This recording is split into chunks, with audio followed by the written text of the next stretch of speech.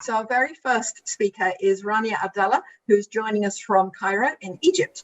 Rania is the founder and managing director of Aspire HR Consultants, IRC Egypt and IRC UAE.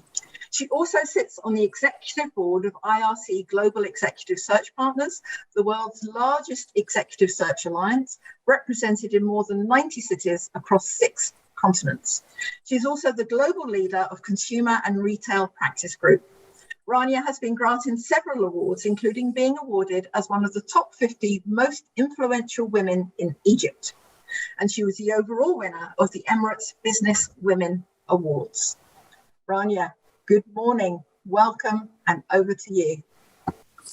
Good morning, Katie. Good morning, everyone. Thank you so much, Katie, for the lovely introduction. It's very exciting for me to celebrate International Women's Day with all of you, inspiring women from all around the world. And I'm really very excited about it. Well, I was an 8-year-old kid in the car with my father alone, going to the eye doctor to look at my sight. But unfortunately, we never reached there because my father had a heart attack and he passed away on the spot. Imagine how this feels. In psychology, they always say missing the father figure affects you in 2 ways, in a lot of ways, but 2 ways mainly: self-image and security. So my mom, of course, she played a very, very big role in my life. Being the youngest of 4 children, she always pushed me. She believed that the sky is the limit, and she made me believe that from a very young age, thanks to her. She started sharing a lot of inspiring stories about women all over the world. And I mean, whenever there is a TV show, she brings me to see that about, stories that are very inspiring. And this has really helped me. I grew up wanted to be 2 things: financially independent and secure. So by secure, I always had the choice to move, to always go to the safe place. So I'm always wanted to play it safe. So my first decision was in the university. I had to choose my major. I love psychology, but I thought economics would bring me better career. So I chose economics. And during my last year at the university, I had actually scholarship from the American Chamber of Commerce. So they gave me the opportunity to have an internship there. I went there for an internship and it was really interesting, but I wasn't sure this is what I wanted to do. When I actually had on my graduation day, I found a phone call from the American Chamber asking me to work with them. And again, I found out there is an opportunity in my hand, not sure about is this my passion or not, but I joined because I wanted to play it safe. After that, I actually I started working in the American Chamber. I was a little bit lost. I wasn't sure about really what am I supposed to do and what is my passion. I was coordinating different committees. One of them was an HR committee.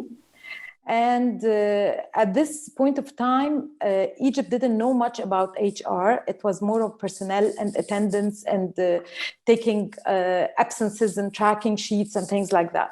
But I was lucky enough to have this opportunity of looking at best practices of human resources through this committee.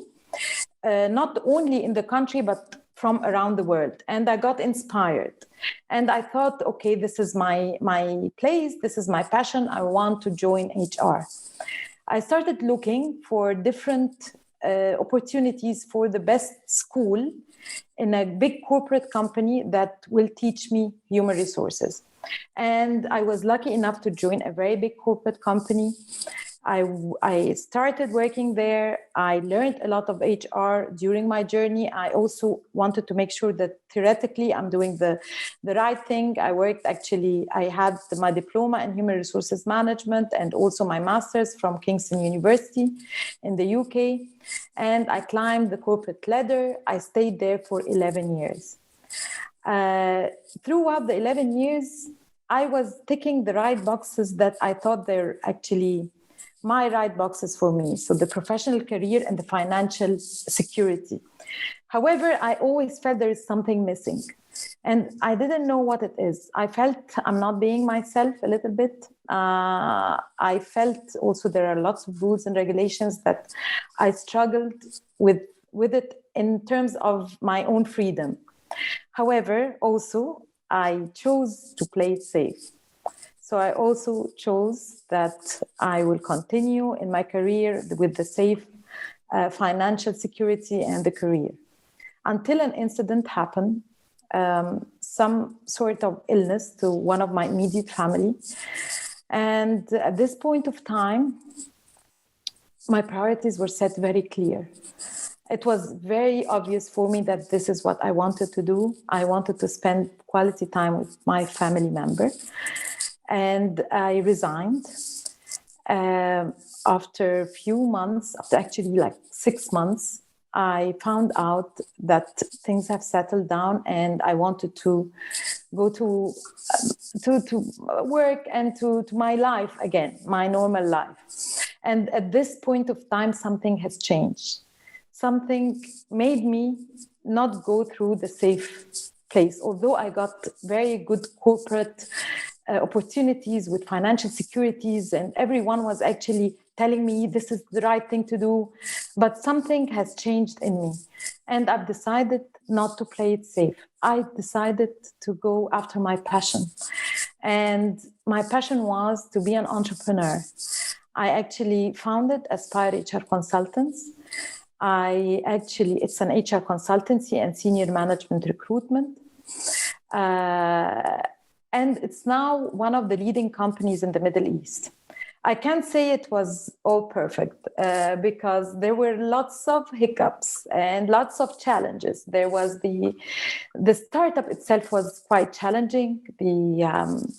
We had the revolution. It was actually a big hiccup, and the inflation and the political unrest and the economic unrest. We had the COVID lately, so lots of challenges. But every time, it was very easy for me when I look at that to see that, okay, cutting budgets would be really the safest thing, but I always challenged myself. I always looked at ways to grow during these crises. And I think, and I believe it really paid off. So if I were to give you 3 tips, I would say the following. First of all, being kind is not weak. So if there is a choice for you at any point of time, choosing being kind to yourself and to others is really amazing. And it's the right choice. The second one is practice building grit, which is mainly passion and perseverance against long-term goals. And this comes with learning and with a growth mindset. And last but not least, don't always play it safe. So look at the best ideas, look at the strongest intuition that you have, test them, and work hard towards achieving them, and choose to challenge. Thank you so much. Rania, thank you so much. That was truly inspirational and a wonderful way to kick off our speakers for this morning.